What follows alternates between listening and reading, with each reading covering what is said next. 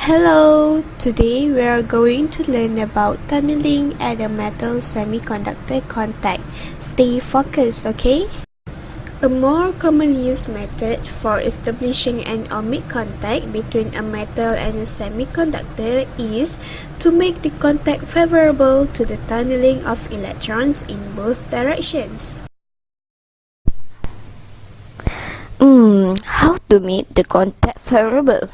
The contact is favorable when electrons are not required to climb a barrier, as they can cross directly from the metal to the conduction band of the semiconductor and also in the reverse direction. I get it. What's next?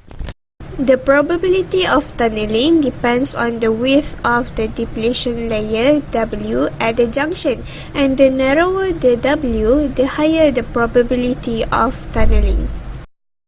Now, let's see the probability of tunneling in semiconductor-semiconductor junction.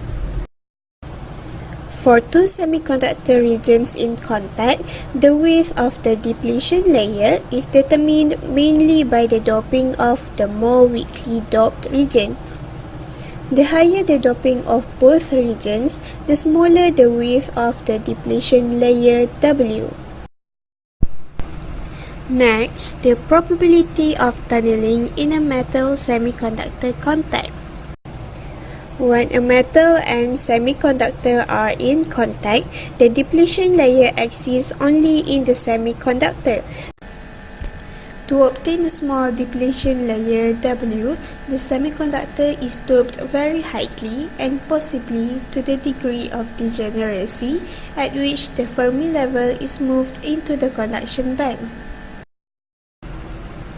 Do you ever wonder what is the necessary condition for tunneling to take place? For tunneling to take place, it is necessary for the conduction band of one material to be located energy-wise opposite empty states in the conduction band of the other material. At thermal equilibrium, the Fermi levels of the metal and semiconductor are aligned. With reverse bias applied, the Fermi level of the semiconductor is depressed, so that some electrons in the conduction band of the metal are at the same energy level at and across the tunnel from empty states in the conduction band of the semiconductor. This can be shown in this figure. This results in the tunneling of these electrons and easy current flow from the semiconductor to the metal. When a forward bias is applied, making the metal positive with respect to the semiconductor, electrons in the conduction band of the semiconductor are opposite empty states of the conduction band of the metal, which makes it possible for electrons to tunnel across. The bending of the energy bands when forward bias is applied is shown in this figure. Now, we have come to the end of the class. Before dismiss, let's recap what we have learned before. As a conclusion, a tunneling ohmic contact is obtained if the semiconductor is heavily doped. Normally, the doping of the semiconductor is determined by other considerations, such as its function in a device.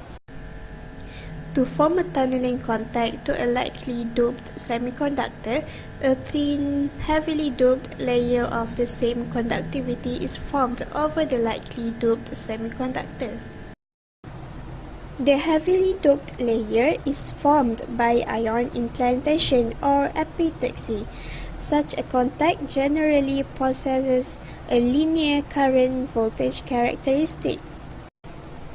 The current voltage characteristics of a Schottky barrier diode and an ohmic contact is shown in this figure. Lastly, this figure shows the energy band diagram showing tunneling in both directions for a metal with both positive end and negative end contact. The end. Till we meet again. Thank you. Bye. Bye. Created using Powtoon.